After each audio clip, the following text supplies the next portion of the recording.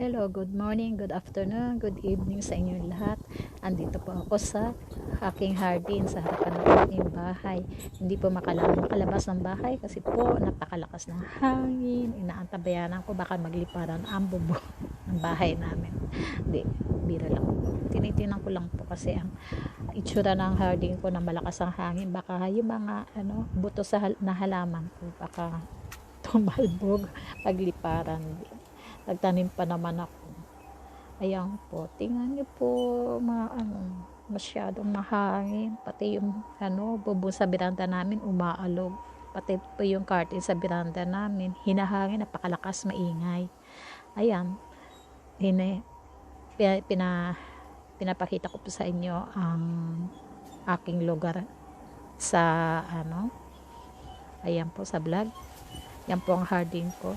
Tingnan niyo po, di po ba malakas po ang hangin na yan? Para naman po, ingat-ingat lang. Baka mamaya matumba kayo pag naglakad kayo dito sa Japan. Siguro sa ibang bansa hindi pa naman siguro malakas ang wala pa naman siguro ganyang kalakas ang hangin sa spring. Dito naman po sa Japan kasi pag spring papalapit na ang spring at saka tag-init. Yung summer papalapit, malakas ang hangin talaga lalo po sa lugar ko. Yan po ha, tingnan niyo po, balikan ko kayo. Okay po.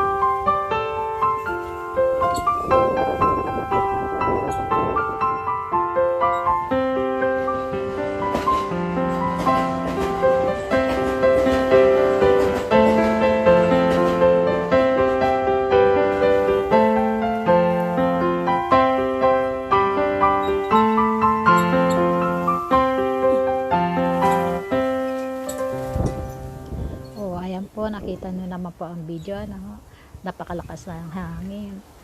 Ano po yan ganyan talaga pagka magpapasok ang tag-init, malakas talaga para kung bagyo. Naipakita ko na po sa inyo ang lugar ko, ang hardin ko po. Sana sa sunod na vlog po uli magkita-kita po tayo uli. Salamat po sa mga followers ko po. Thank you po sa inyong lahat. Bye, ingat po. Bye.